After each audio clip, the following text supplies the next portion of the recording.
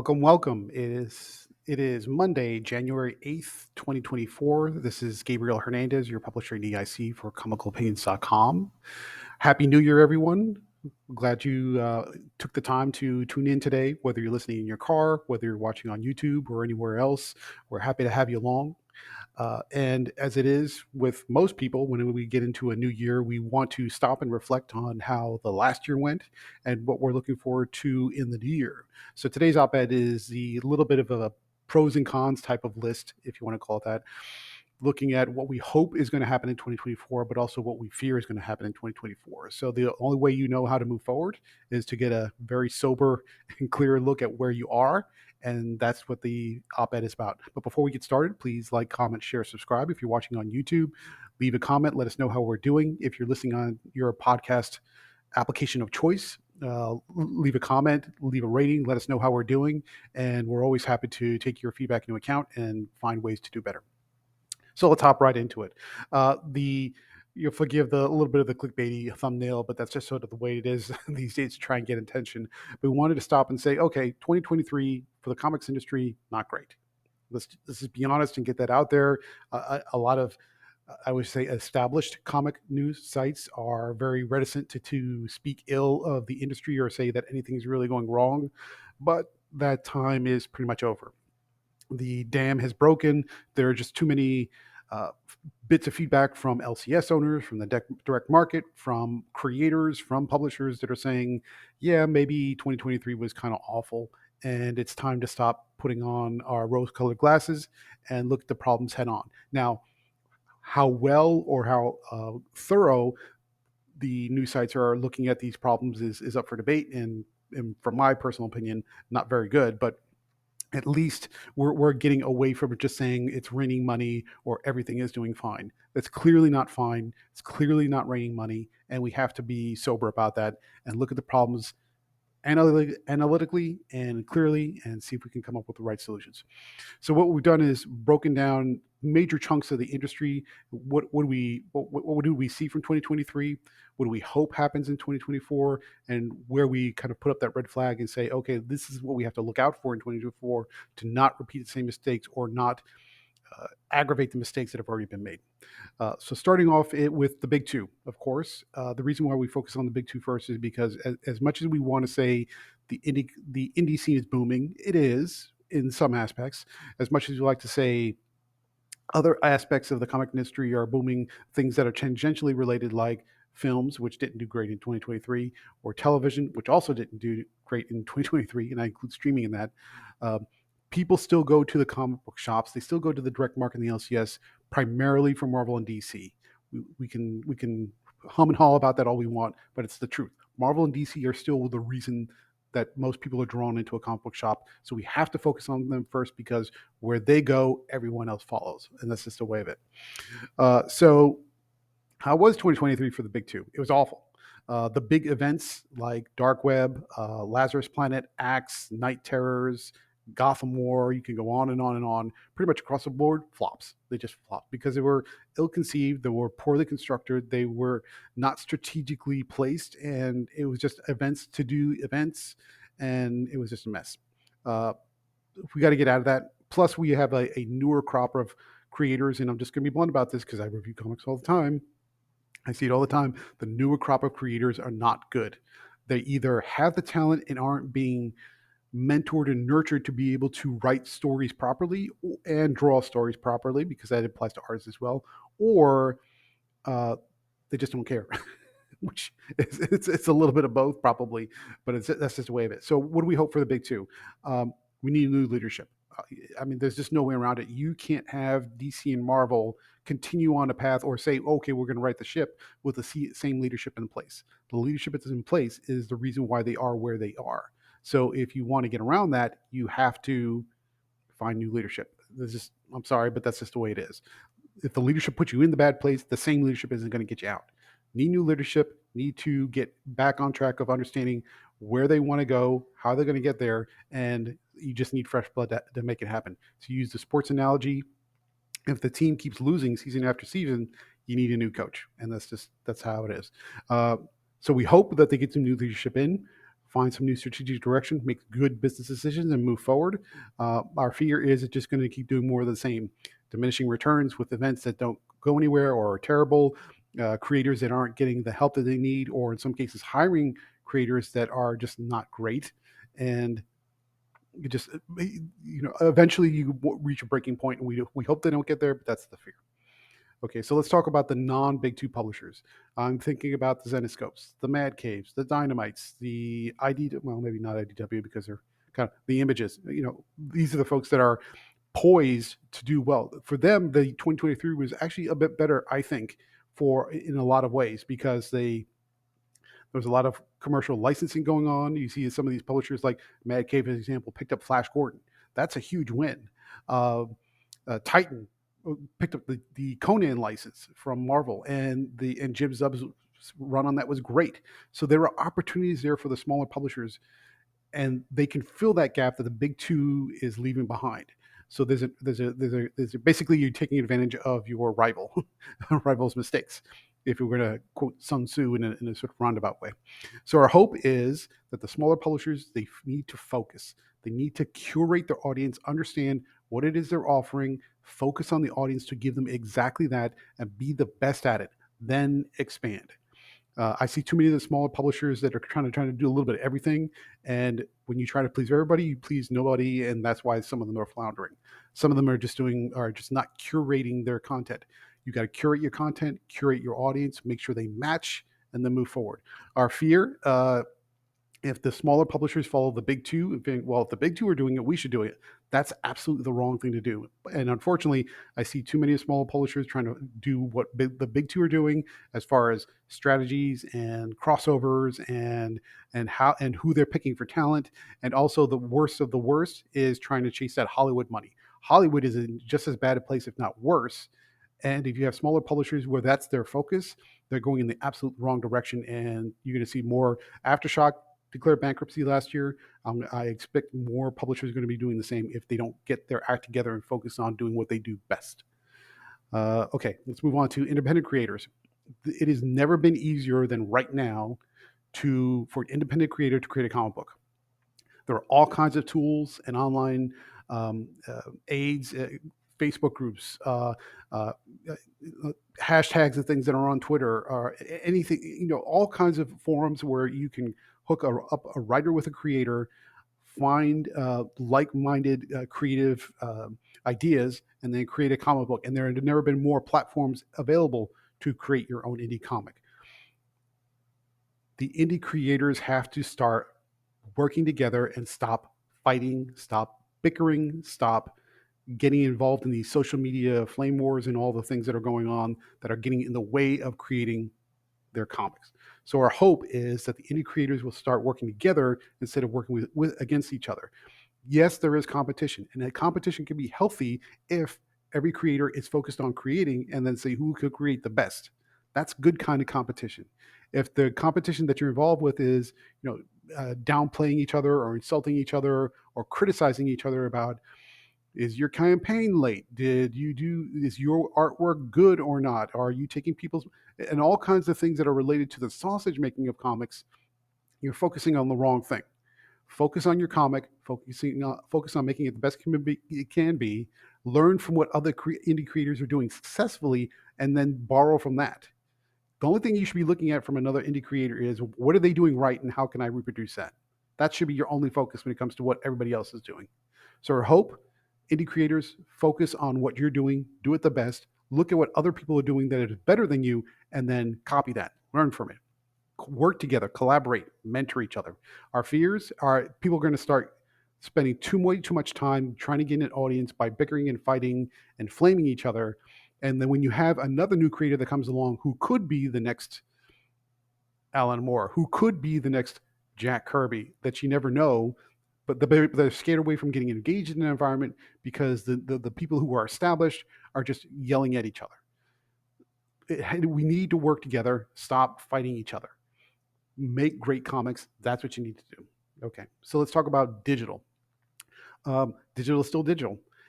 Viz has proven that digital works. People like digital.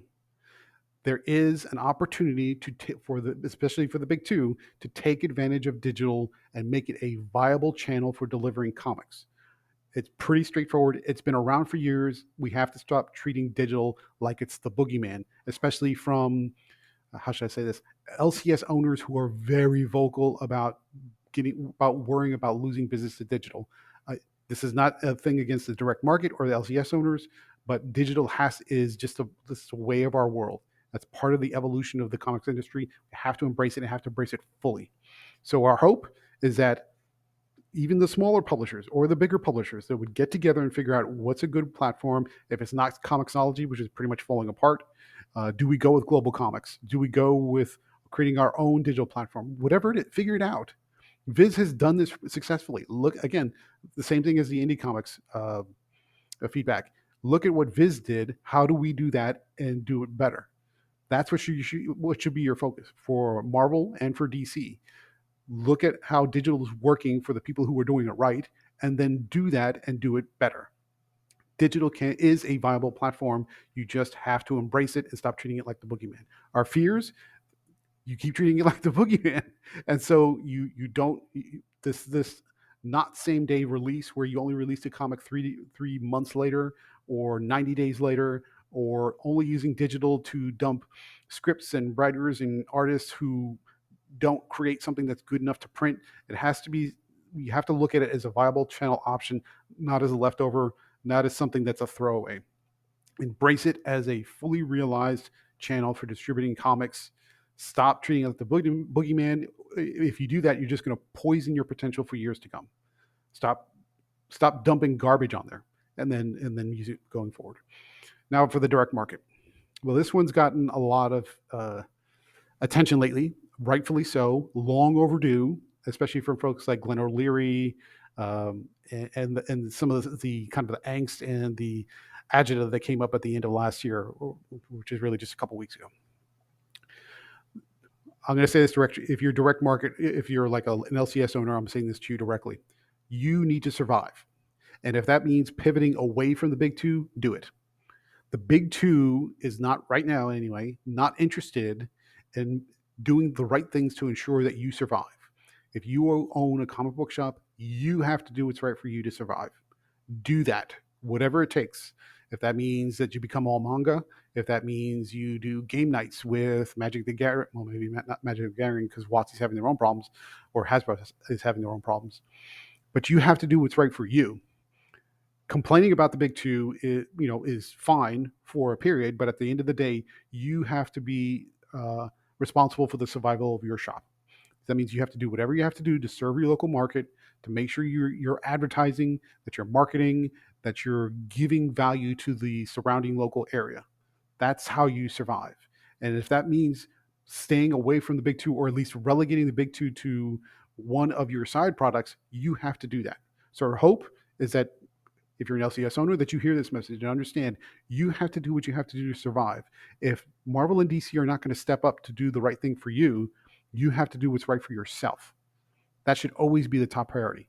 And if Marvel and DC want to be a part of that, great. If they are going to continue to do stupid things like put out events that go nowhere, to sell garbage tier comics with cheap paper and runny ink and overpriced stuff for comics that nobody wants to read, then pivot. You must survive. If you want to survive, you have to pivot. And if that means pivoting away from Marvel and DC, so be it. Our fear, that's our hope. Our fear is LCS owners are just going to keep complaining about Marvel and DC. Marvel and DC, if they don't go through a change of leadership, are just going to not do anything about it. And then the whole thing eventually reaches a breaking point, not only for Marvel and DC, but also for the direct market. We don't want that to happen, but we have to kind of get off our butts and say, okay, we have to be the masters of our own destiny and make it happen. If that means pivoting away from Marvel and DC, so be it. Don't let Marvel and DC dictate your survival. You must survive. Do what you have to do. So what does that mean for the future of 2024? I know I'm sounding very grim and determined, but we got to get serious about this. The future is ripe for making changes, finding solutions, collaborating, coming up with common sense ideas about how to make things better. We have to always be focused on making this a business. There are too many people and too many levels that treat this comics industry like a hobby. We have to stop treating it like a hobby and start treating it like a business. That means understanding who is our audience, making sure that we give our audience what they want. Remember the golden rule. I've said this about a million times. You give the customers what they already want, where they are, and for a price that they can afford. That is the golden rule. And the entire industry should be living by that rule at every single level. We have to hire and promote talent based on merit. That means we have to hire people that are proven to draw and write good comics that engage the audience and continue to engage with them whenever possible. That means we don't hire people because of this person is easy to work with, or I know this person because from a referral, but they have no expertise and no knowledge or understanding of comics, especially superhero comics. That's ridiculous. It's stupid. It's foolish, and no credible business runs itself that way. We must hire and promote based on talent. And then we have to prioritize good business decisions. You look at the strategies of what you're doing, what works and what doesn't. If something works, do more of it and do it bigger. If something doesn't work, stop it immediately. We've got to get faster and more decisive about decisions. Treat this like a business. Treat the comics industry like the business, regardless of where you are at any level. If you're an indie creator or you're the senior executive over at Marvel, it doesn't matter. You've got to start treating this like a business. And we haven't been doing that. We got to do that. So that's it. Let us know what you think about this particular op-ed, or our hopes and fears, and let us know what are your ideas for where we need to change specifically. There is no one idea. It's a series of ideas, but let us know what you think. And if you have some good ideas, we'll post it up on the website, and maybe we'll do a follow-up to get your reader feedback. So let's move on to the rest of the newsletter. It was a very light, or I'm sorry, before we move on to the reviews, yesterday we published our next episode in the Making a Comic series, where I talk about the character profiles that we've created. A hero is nothing without his supporting cast. He has to have allies, he has to have enemies. And we step through all the characters we've created from scratch. And it goes through the entire gamut of how tall are they? What's their eye color? What's their backgrounds? What are their motivations? What can they do? What they can't do? And step through how all of that was put together. It's pretty lengthy, and that also explains why it took so long to get from episode 1 to episode 2. But we show you all the different characters and what we intend to do with them, which is great. And if you watch the video in the notes, there's a link to the character profile template that we use to create those character profiles. So if you're trying to do your own comic and you don't know where to start, click on that link. It's free. There's no sign up. There's no nothing. It's just our gift to you for being a viewer and a reader. And hopefully you enjoy it and you can follow along with us as we go on to our next step. The next episode will be coming up with the story synopsis for the issue. And that should hopefully come sooner and be more interesting. Okay. So that's it for Making a Comic. So let's move on to the reviews. It was a light week last week, which is understandable because it was the first week of the new year. But it was lighter than usual, which was a little odd. We'll keep an eye on that. So I won't go through the review list. Obviously, you can read it for yourself if you're reading the newsletter. But if you're not really reading the newsletter, please sign up. It's completely free for the basic tier, so we'd love to have you along. Our pick of the week is Savage Dread Sonia number 3, written by Dan Panosian, who you might normally think of as an artist. He did a great job, and our pick of the week is because it's a little odd. The issue is almost has no action in it at all. But because there's so much mystery development and character interactions that hold your attention, he did a really great job on that. So I have to take my hat off to Dan Panosian. He's known as an artist, but he did a really good, solid job with writing that issue.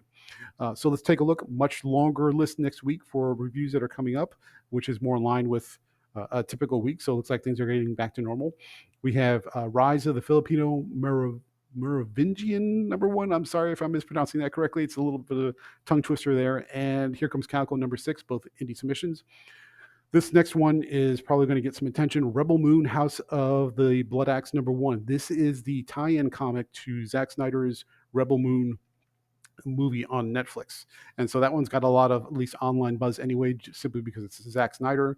And this one is written by Max Visaggio, who is a known creator within the comic space. So we'll see how that turns out.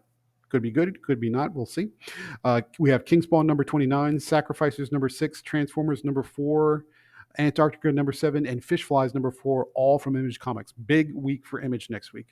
Let's see, we have James Bond number 007 number 1. That's written by Garth Ennis, so he's picking up a miniseries there from Dynamite. Jennifer Blood Battle Diary number 2, and Alice Cooper Volume 2 number 4, and yeah, I think that's it from Dynamite. We have The Madness number 6 from AWA Studios. Please do not sleep on that series. It's written by J. Michael Straczynski, and it's a superhero tale, but it's gritty and violent.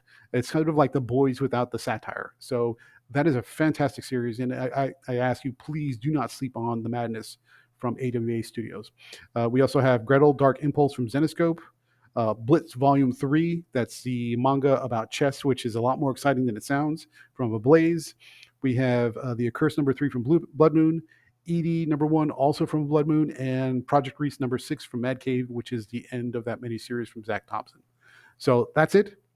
It is Monday, January 8th, 2024. Thank you for coming along. We hope you enjoyed this video newsletter, or if you're reading along, please let us know how we're doing in the comments, or if you're on audio podcast, let us know how we're doing in the comments. I wish you a very happy Monday, a very happy week, and I will talk to you soon. This is Gabe Hernandez signing off.